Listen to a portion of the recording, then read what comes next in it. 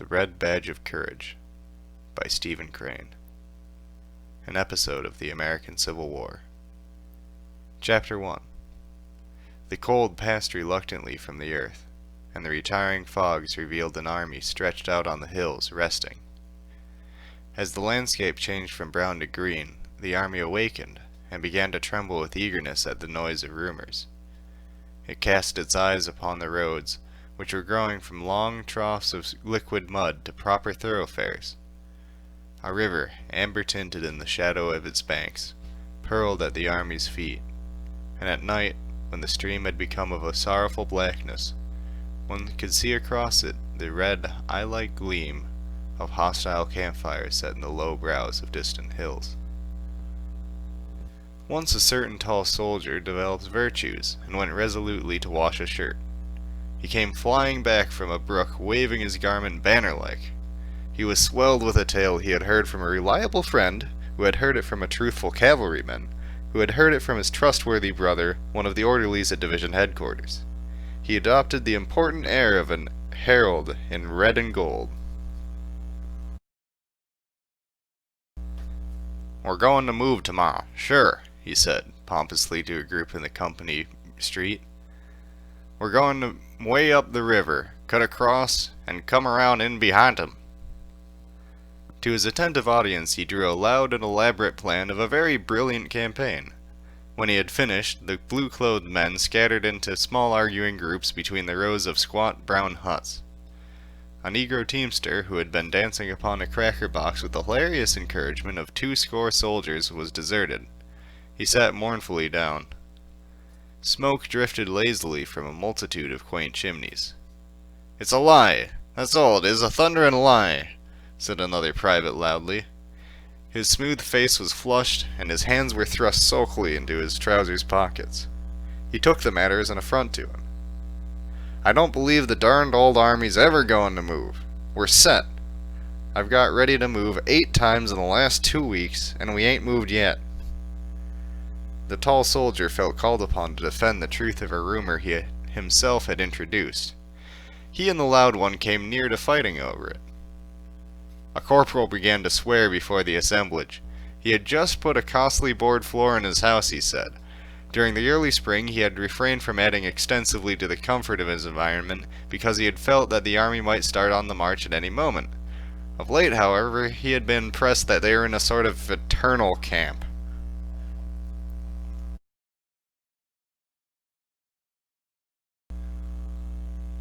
Many of the men engaged in a spirited debate. One outlined in a peculiarly lucid manner all the plans of the commanding general. He was opposed by men who advocated that there were other plans of campaign. They clamored at each other, numbers making futile bids for the popular attention. Meanwhile, the soldier who had fetched the rumor bustled about with much importance. He was continually assailed by questions. "What's up, Jim?" "The army's going to move." What are you talking about? How can you know it?" "Well, you can believe me or not, just as you like. I don't care a hang." There was much food for thought in the manner in which he replied. He came near to convincing them by disdaining to produce proofs. They grew much excited over it. There was a youthful private who listened with eager ears to the words of the tall soldier and to the varied comments of his comrades. After receiving a fill of discussions concerning marches and attacks, he went to his hut and crawled through an intricate hole that served it as a door. He wished to be alone with some new thoughts that had lately come to him. He lay down on a wide bunk that stretched across the end of the room. In the other end, cracker boxes were made to serve as furniture. They were grouped about the fireplace. A picture from an illustrated weekly was upon the log walls, and 3 rifles were paralleled on pegs. Equipment hung on handy projections, and some tin dishes lay upon a small pile of firewood. A folded tent was serving as a roof. The sunlight, without, beating upon it, made it glow a light yellow shade. A small window shot an oblique square of whiter light upon the cluttered floor. The smoke from the fire at times neglected the clay chimney and wreathed into the room, and this flimsy chimney of clay and sticks made endless threats to set ablaze the whole establishment. The youth was in a little trance of astonishment. So they are at last going to fight. On the morrow, perhaps, there would be a battle, and he would be in it. For a time he was obliged to make himself believe. He would not accept with assurance an omen that he was not about to mingle in one of those great affairs of the earth. He had, of course, dreamed of battles all his life, of vague and bloody conflicts that had thrilled him with their sweep and fire. In visions he had seen himself in many struggles. He had imagined people secure in the shadow of his eagle-eyed prowess. But awake he had regarded battles as crimson blotches on the pages of the past. He had put them as things of the bygone, with his thought images of heavy crowns and high castles. There was a portion of the world's history which he regarded as the time of wars, but it, he thought, had long gone over the horizon, and had disappeared forever. From his home his youthful eyes had looked upon the war in his own country with distrust. It must be some sort of a play affair. He had long despaired of witnessing a Greek-like struggle. Such would be no more, he said. Men were better, or more timid. Secular and religious education had effaced the throat-grappling instinct, or else firm finance had held in check the passions. He had burned several times to enlist. Tales of great movements shook the land.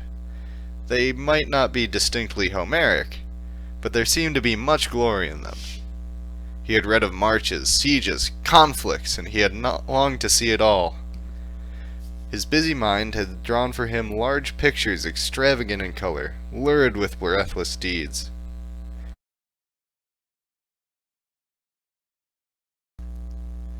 But his mother had discouraged him. She had affected to look with some contempt upon the quality of his war ardor and patriotism. She could calmly seat herself, and with no apparent difficulty give him many hundreds of reasons why it was of vastly more importance on the farm than on the field of battle. She had had certain ways of expression that told him that her statements on the subject came from a deep conviction. Moreover, on her side was his belief that her ethical motive in the argument was impregnable. At last, however, he had made firm rebellion against this yellow light thrown upon the color of his ambitions. The newspapers, the gossip of the village, his own picturings had aroused him to an uncheckable degree. They were, in truth, fighting finely down there. Almost every day the newspaper printed accounts of a decisive victory. One night, as he lay in bed, the winds had carried him to the clanging of the church bell as some enthusiast jerked the rope frantically to tell the twisted news of a great battle. This voice of the people rejoicing in the night had made him shiver in a prolonged ecstasy of excitement. Later he had gone down to his mother's room and had spoken thus: "Ma, I'm going to enlist." "Henry, don't be a fool," his mother had replied. She had then covered her face with the quilt. There was an end to the matter for the night. Nevertheless, the next morning he had gone to the town that was near his mother's farm, and had enlisted in a company that was forming there. When he had returned home, his mother was milking the brindle cow. 4 others stood waiting. "Ma, I've enlisted," he had said to her definitively. There was a short silence. "Wars will be done, Henry," she had finally replied, and had then continued to milk the brindle cow.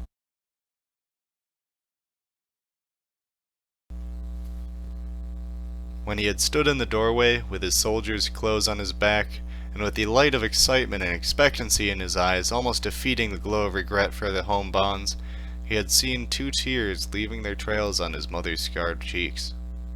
Still, she had disappointed him by saying nothing whatever about returning with his shield or on it.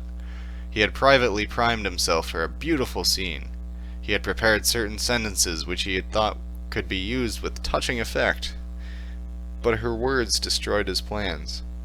She had doggedly peeled potatoes and addressed him as follows: "You watch out, Henry, and take good care of yourself in this here fightin' business. You watch and take good care of yourself. Don't go a-thinkin' you can lick the whole rebel army at the start, because you can't. You're just one little feller among a whole lot of others, and you've got to keep quiet and do what they tell you. I know you are, Henry. I've knit you 8 pairs of socks, Henry, and I've put in all your best shirts because I want my boy to be just as warm and comfortable as anybody in the army. When they get holes in them, I want you to send them right away back to me so I can dern them. And always be careful and choose your company. There's lots of bad men in the army, Henry. The army makes them wild, and they like nothing better than the job of leading off a feller like you, as ain't never been away from home much and has always had a mother, and a learning 'em to drink and swear. Keep clear of them folks, Henry.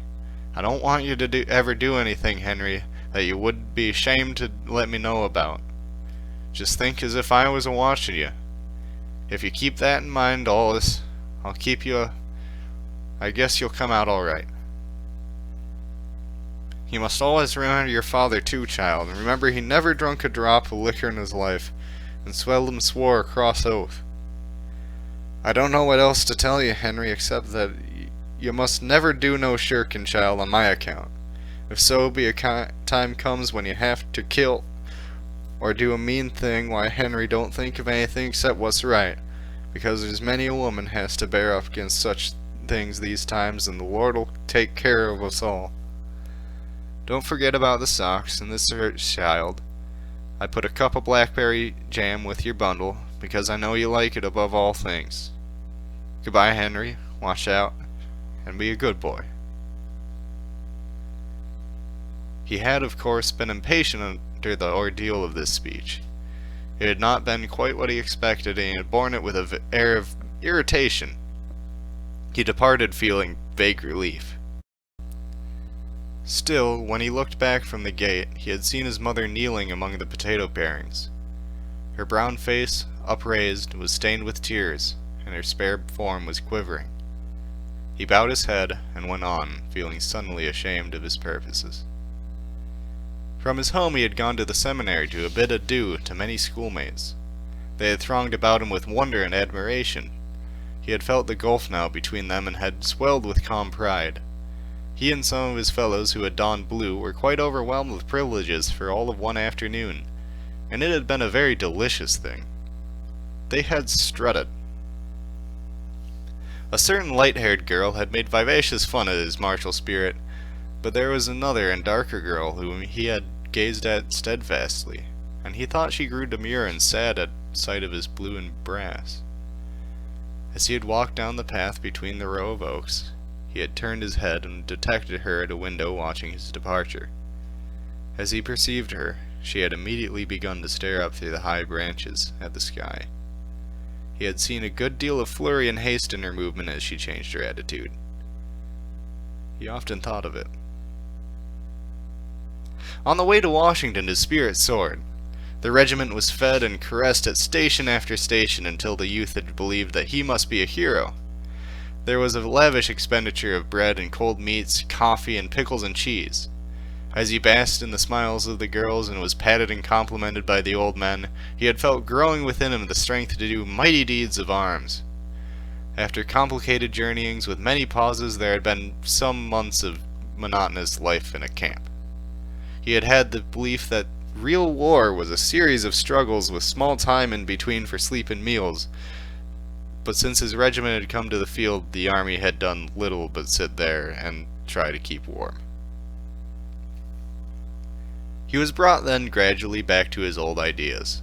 Greek-like struggles would be no more. Men were better, or more timid. Secular and religious education had effaced the throat-grappling instinct, or else firm finance held in check the passions. He had grown to regard himself merely as part of a vast blue demonstration.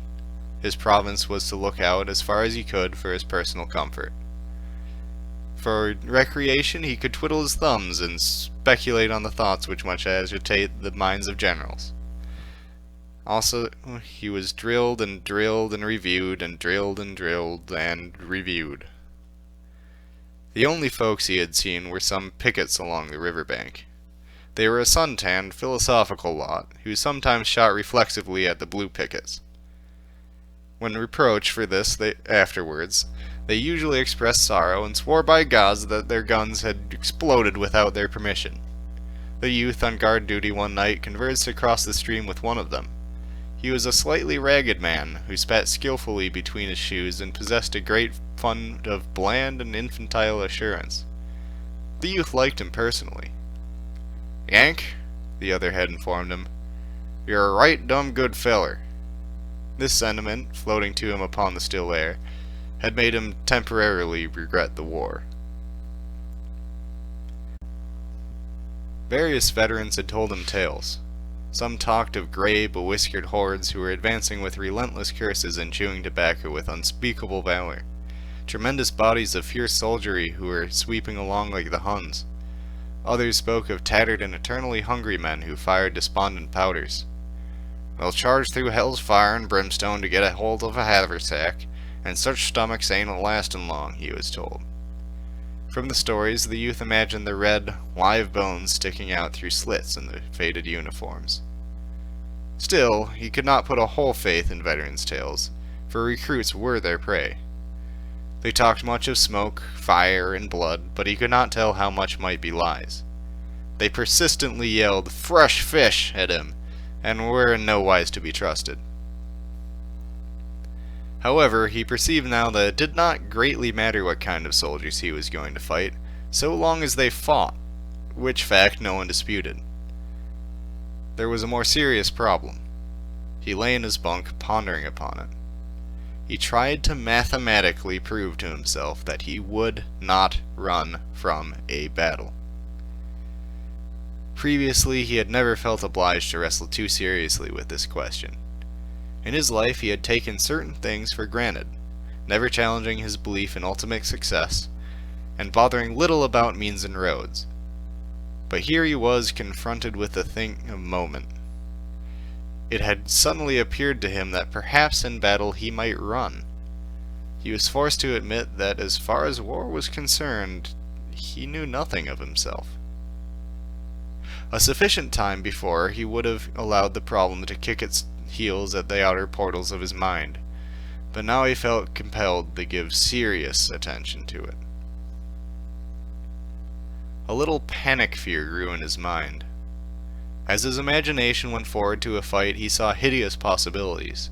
He contemplated the lurking menaces of the future, and failed in an effort to see himself standing stoutly in the midst of them. He recalled his visions of broken-bladed glory, but in the shadow of the impending tumult, he suspected them to be impossible pictures.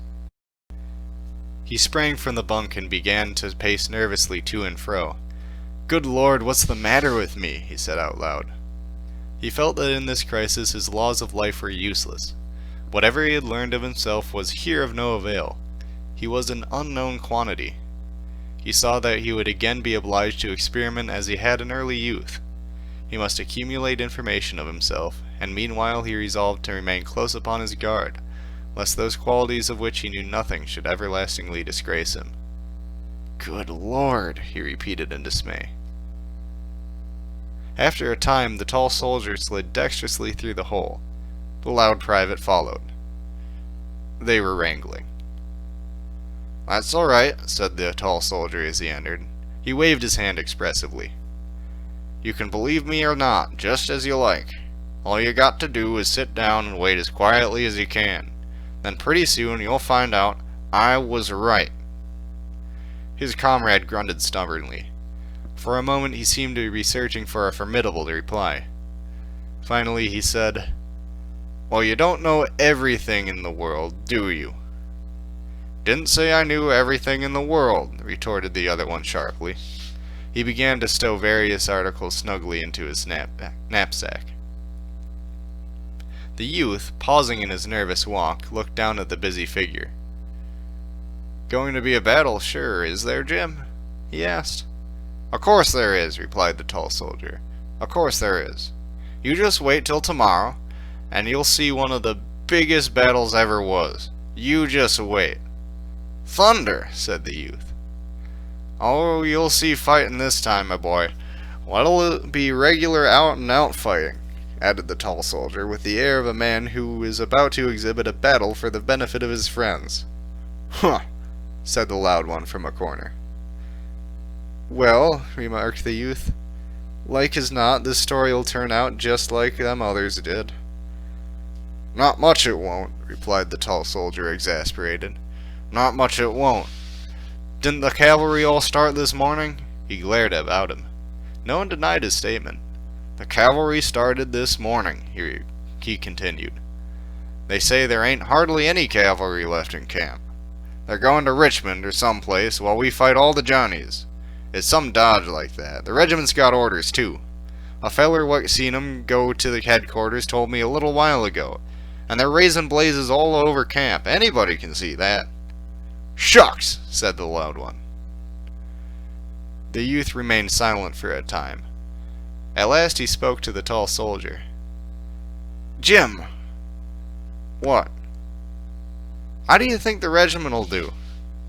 Oh, they'll fight all right, I guess, after they once get into it, said the other with cold judgment. He made a fine use of the third person. There's been heaps of fun poked at 'em because they're new, of course, and all that, but they'll fight all right, I guess.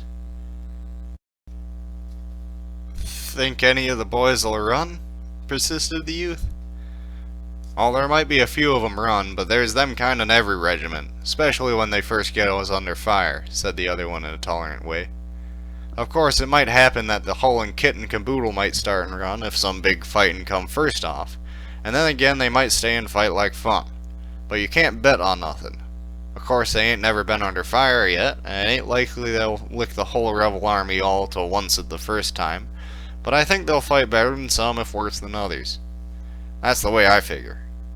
They call the regiment fresh fish and everything, but the boys come off good stock, and most of 'em will fight like sin after they once get shootin', he added, with a mighty emphasis on the last 4 words. Oh, you think you know, began the loud soldier with scorn. The other turned savagely upon him. They had a rapid altercation in which they fastened upon each other various strange epithets. The youth at last interrupted them. Did you ever think you might run yourself, Jim? He asked. On concluding the sentence, he laughed as if he had meant to aim a joke. The loud soldier also giggled. The tall private waved his hand. Well, he said profoundly, I've thought it might be too hot for Jim Conklin in some of them scrimmages, and if a whole lot of boys started and run, why, I suppose I'd start and run. If I once started to run, I'd run like the devil and no mistake. But if everybody were a standin' and a fightin', why, I'd stand and fight. Be Jiminy, I would. I'll bet on it. Huh! Said the loud one. The youth of this tale felt gratitude for these words of his comrade. He had feared that all the untried men possessed great and correct confidence. He now was in a measure reassured.